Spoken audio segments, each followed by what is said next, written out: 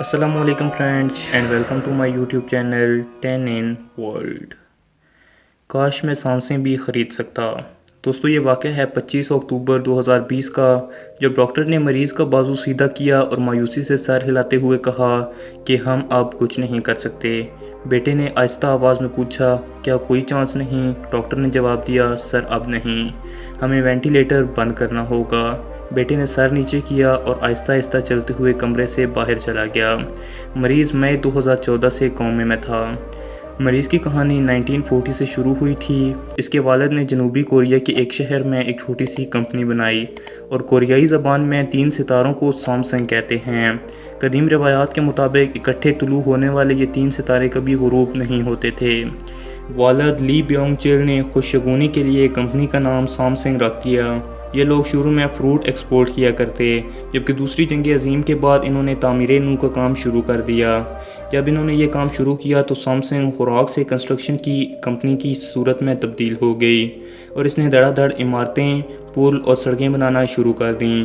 لی بیونگ چل نے ان ٹھیکوں میں کروڑوں روپے کمائے۔ یہ سمجھدار انسان تھے اور جانتے تھے کہ انسان کو اپنے سارے انڈے ایک ٹوکری میں نہیں رکھنے چاہیے۔ چنانچہ یہ کنسٹرکشن کے ساتھ ساتھ ٹیکسٹائل اور فیشن اور دیگر الیکٹرانکس کے کاروبار میں بھی حصہ لینے لگے اور یوں یہ گروپ بڑا ہوتا گیا۔ لی بیونگ چل کے 3 بیٹے تھے، جن میں لی کن ہی ان کا تیسرا اور سب سے چھوٹا بیٹا تھا۔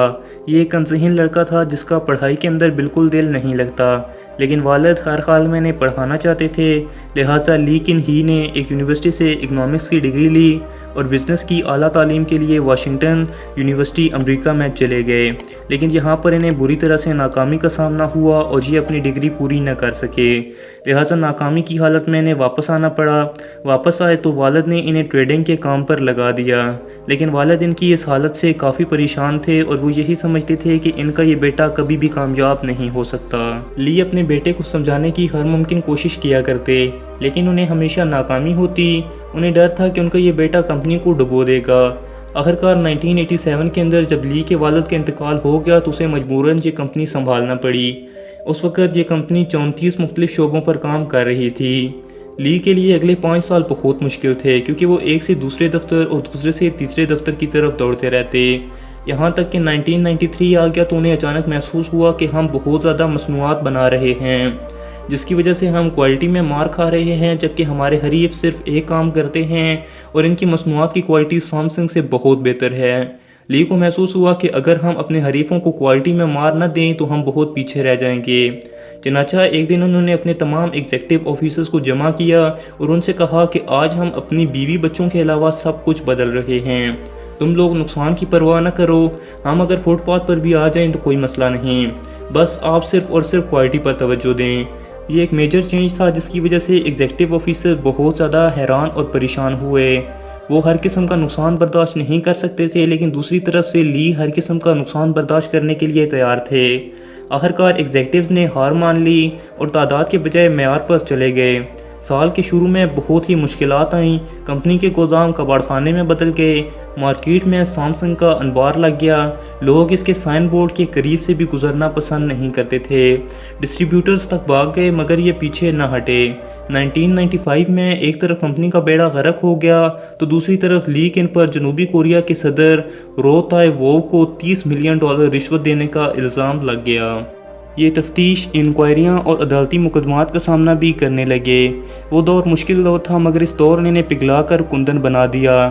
سیمسنگ اس دوران ٹیلی ویژن کی انڈسٹری میں آ گیا اور اس کا ٹی وی دیکھتے ہی دیکھتے مارکیٹ میں لیڈر بن گیا۔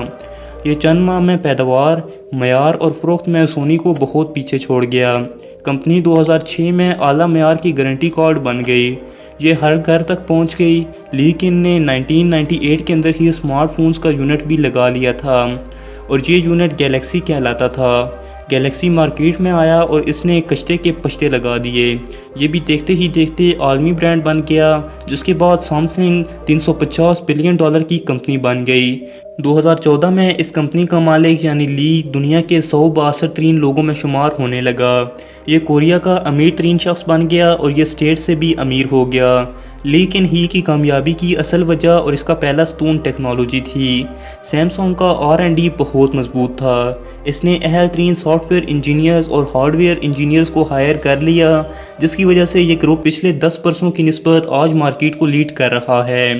دوسرا، یہ گروپ معیار میں کمپرومائز بالکل نہیں کرتا۔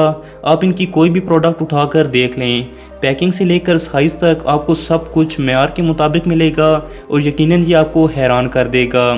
لیکن خرید و فروخت کا ایکسپرٹ بھی تھا۔ یہ راستے کی ہر رکاوٹ کو خرید کر یا اس کو توڑ کر آگے نکل جاتا۔ یہ جنوبی کوریا کے قوانین تک بدلنے کی طاقت حاصل کر چکا تھا۔ یہ اپنی مرضی کی حکومتیں بھی لے کر آتا، اعلیٰ عدالتوں کے جج تک بدل دیتا، چنانچہ یہ اسٹیٹ کے اندر ایک اسٹیٹ بن گیا، اور یہ اسٹیٹ اصل اسٹیٹ سے بڑی اور زیادہ مضبوط تھی۔ دوستو، اگر آپ جنوبی کوریا کی تاریخ کو نکال کر دیکھ لیں تو آپ کو ملک کے ہر سیاسی اتار چڑھاؤ کے پیچھے سامسنگ کا ہاتھ ہی ملے گا۔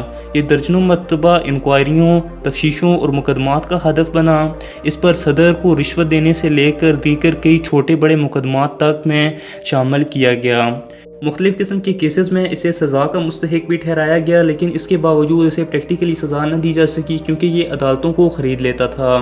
اس کا اپنا یہ کہنا تھا کہ اگر آپ دولت سے کوئی چیز نہیں خرید سکتے تو آپ کی دولت کا کوئی فائدہ نہیں، حتیٰ کہ اس نے زندگی کے آخر میں زندگی کو خریدنے کی بھی کوشش کی۔ چیئرمین لی کن کو جب 2014 میں ہارٹ اٹیک ہوا تو یہ کومے میں چلا گیا۔ اس کی وصیت کے مطابق اسے وینٹیلیٹر پر شفٹ کر دیا گیا اور اس کے بعد دنیا بھر سے سب سے مہنگے اور تعلیم یافتہ ڈاکٹرز کو بلایا گیا تھا کہ وہ اس کے لیے خاص طرح کی ادویات تیار کر سکیں، لیکن اس کے باوجود ان ادویات کا کوئی فائدہ نہ ہوا اور لیکن کو کومے سے نہ نکالا جا سکا۔ اس کی شدید خواہش تھی کہ وہ ایک بار اپنے منہ سے بولے، اپنے ہاتھوں سے کھائے اور ایک بار، جی ہاں ایک بار، صرف ایک بار اپنی آنکھوں سے سامسنگ کمپنی کی نئی اسکرین کو دیکھے، لیکن اس کی یہ خواہش پوری نہ ہو سکی اور یوں 25 اکتوبر 2020 کی وہ شام آ گئی جب ڈاکٹروں نے مایوسی میں یہ اعلان کر دیا کہ لیکن ہی کومے میں ہی انتقال کر گیا۔ اس کا جسم ٹھنڈا ہو رہا تھا۔ ڈاکٹر نے اس کا بازو سائڈ پہ رکھا اور مایوسی سے سر ہلا دیا۔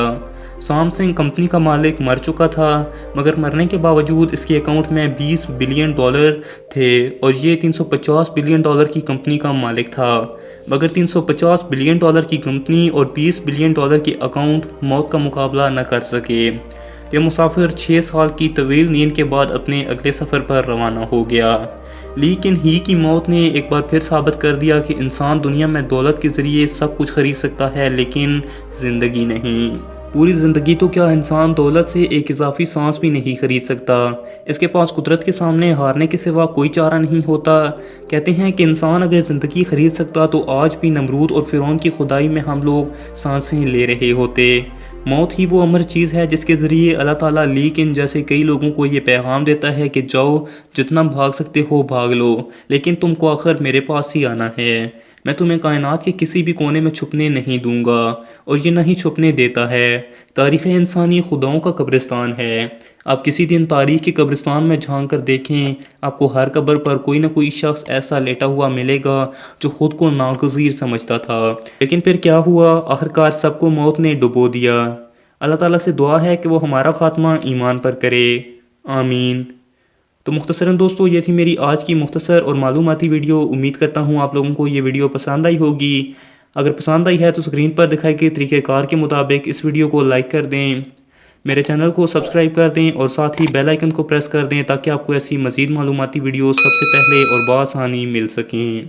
اب میں آپ سے ملوں گا ایسی ہی ایک اور ویڈیو میں، تب تک کے لیے اپنا خیال رکھیے گا۔ اللہ حافظ۔